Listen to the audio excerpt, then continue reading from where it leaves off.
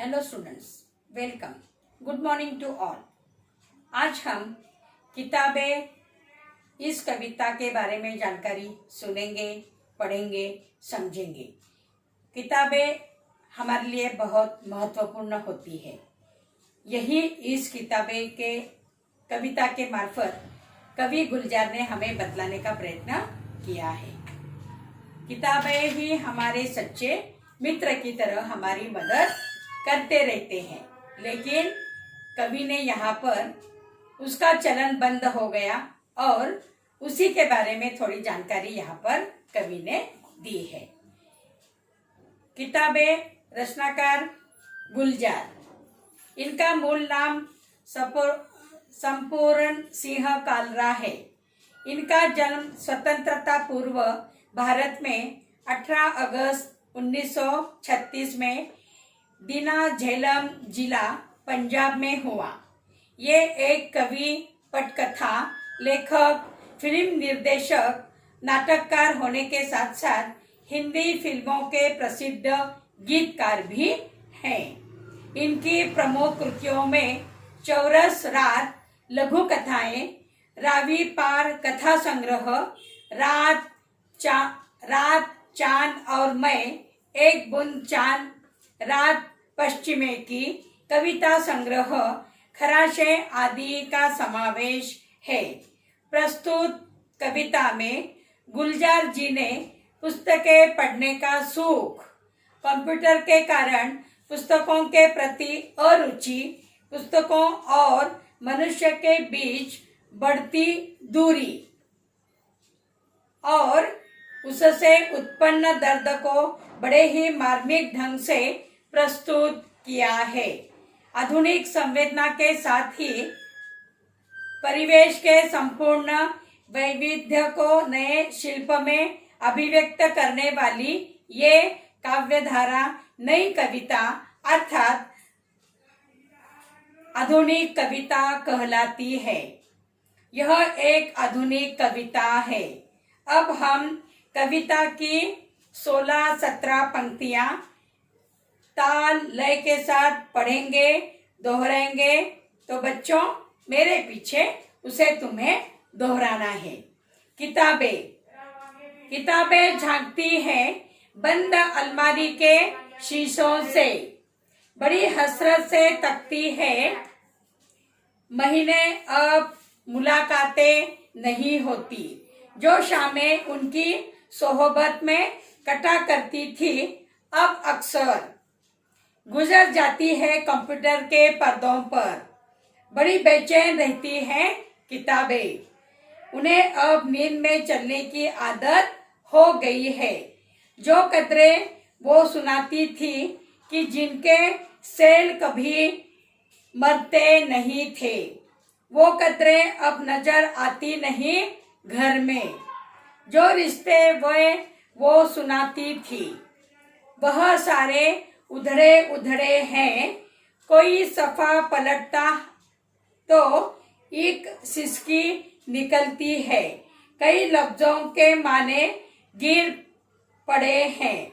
बिना पत्तों के सूख टूंड लगते हैं वो सब अल्फाज, जिन पर अब कोई मानी नहीं उगते।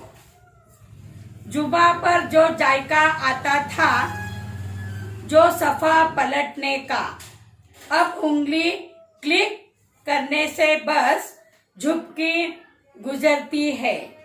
बहुत कुछ तह खुलता चला जाता है पर्दे पर।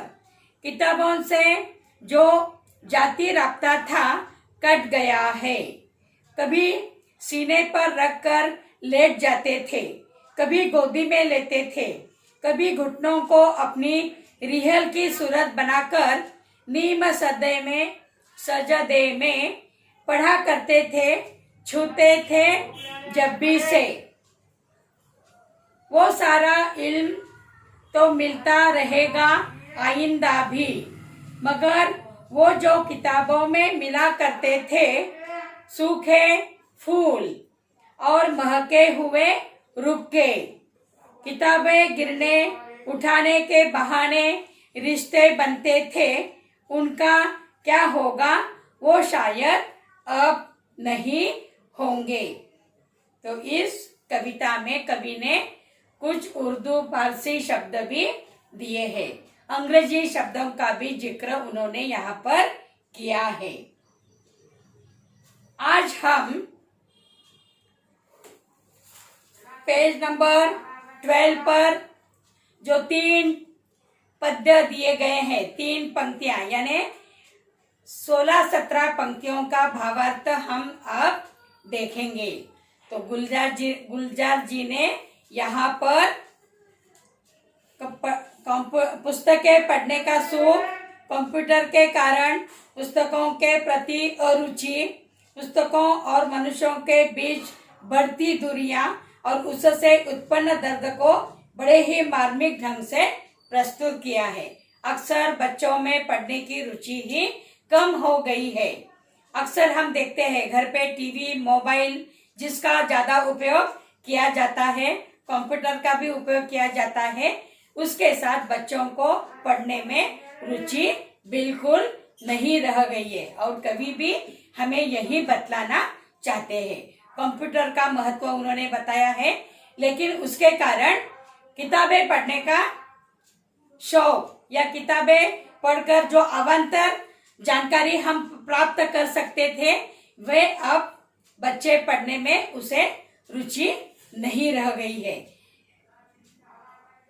तो आज हम पेज नंबर 12 पर जो पंक्तियां दी गई है किताबें की, उसी के बारे में जानकारी सुनेंगे, समझेंगे।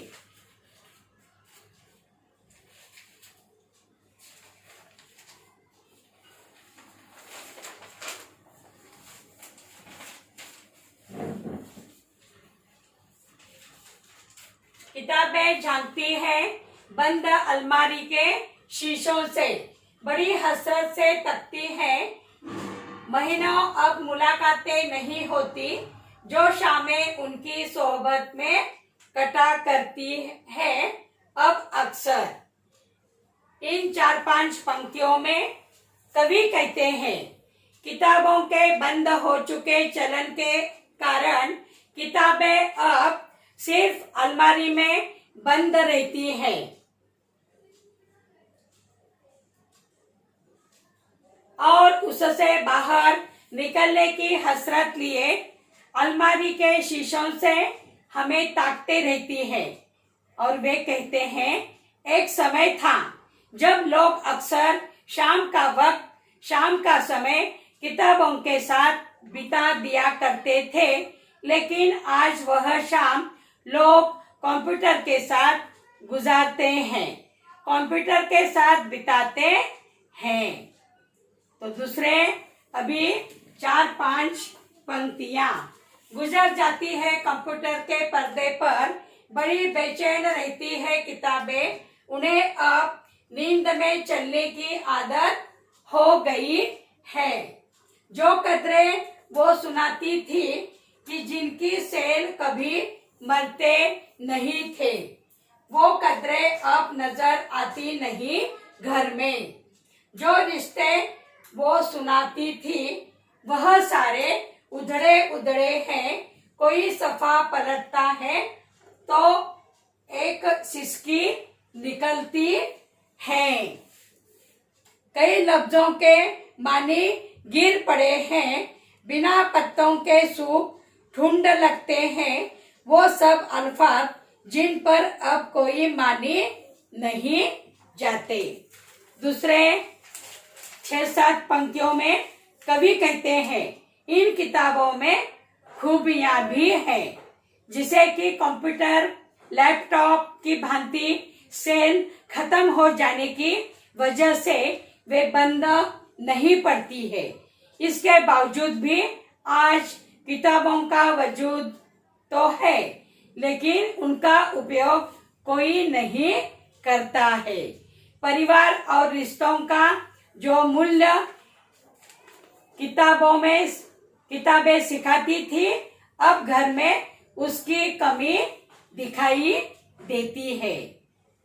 आगे कवि कहते हैं, आज जब कभी किताबों के पन्ने पलटे जाते हैं तो उनकी सिसकियां साफ सुनाई देती है और उनमें समाहित ज्ञान का भंडार आज एक ठुंठ वृक्ष की भांति, ठुंठ यानी ऊपर का पेड़ कटा हुआ, पूरा पेड़ कट जाने के बाद जो थोड़ा हिस्सा रह जाता है उसे ठुंठ कहते हैं।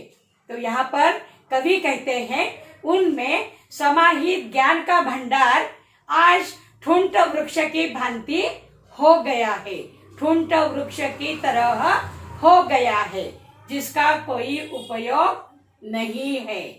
तो किताबें का चलन अब बंद हो गया है, इस कारण अब उन्हें अलमारी में बंद कर रखा जाता है। उस अलमारी के शीशों से किताबें इसी हसरत से, हसरत यानी कामना, इच्छा, आकांक्षा, इसी इच्छा से सदैव झांकती रहती है कि कोई उन्हें निकाले और पढ़े।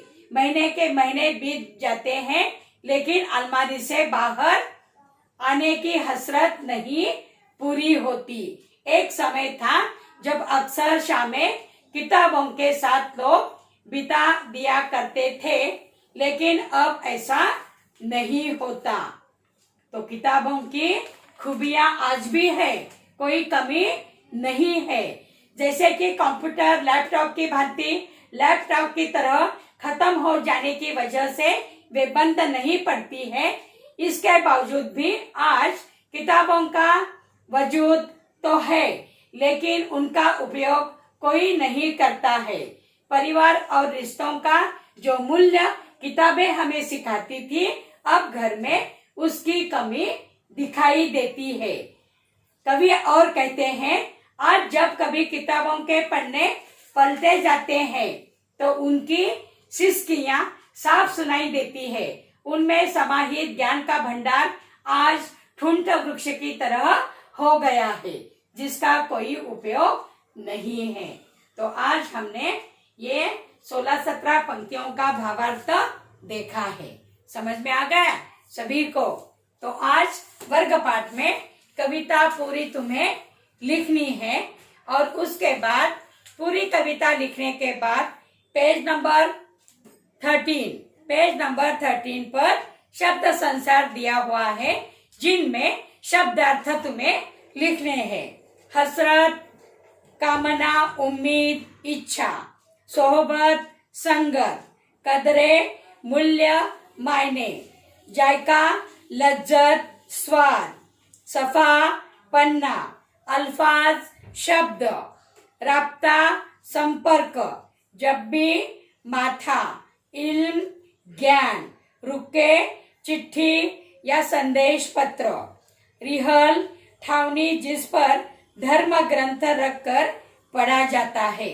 किताबें या धार्मिक ग्रंथ नीचे जमीन पर रखे नहीं जाते, पढ़ते समय या पढ़ने के बाद रिहिल पर उसे रखा जाता है या लाल कपड़ों में उसे बांधकर हम ऊपर भी रखते हैं। बाकी की 13-14 पंक्तियों का भावार्थ हम अगले तासिका में सुनेंगे, पढ़ेंगे। तो पूरी कविता लिखो और यहाँ तक तुम्हें समझ में आया ही होगा। किताबों का चलन तो है लेकिन पढ़ाई कम है। अवान्तर जो जानकारी हम निबंध कहानी में लिख सकते थे, वे अब जानकारी हमें नहीं मिलती, क्योंकि बच्चों तुम्हें पढ़ने में कोई रुचि नहीं है। कंप्यूटर, टीवी, मोबाइल पर ही अक्सर बच्चे उंगलियां क्लिक करते हैं और अपना मनपसंद कार्यक्रम देखते रहते हैं, लेकिन ऐसा हमें नहीं करना चाहिए। किताबें भी पढ़ना चाहिए। किताबें हमारे लिए एक दोस्त की तरह मदद करते रहते हैं। सच्चा साथी ही किताबें होते। किताबें यानी पुस्तकें। सच्चा साथी अगर किताब हमें मिल जाए तो दूसरे मित्र की जरूरत हमें नहीं पड़ती और हमारा मन उन किताबों में पढ़ने से हमारा ज्ञान भी बढ़ता है और बहुत कुछ जानकारी हमें मिलती है। जैसे रामायण महाभारत के बड़े बड़े ग्रंथ कई लोगों ने ईस्वी पूर्व लिखे हैं, लेकिन आज भी हम उसे निकाल कर पढ़ते हैं। समझ में आ गया? तो अगली 14 पंक्तियां अगले तासिका में हम उसका अर्थ देखेंगे। धन्यवाद।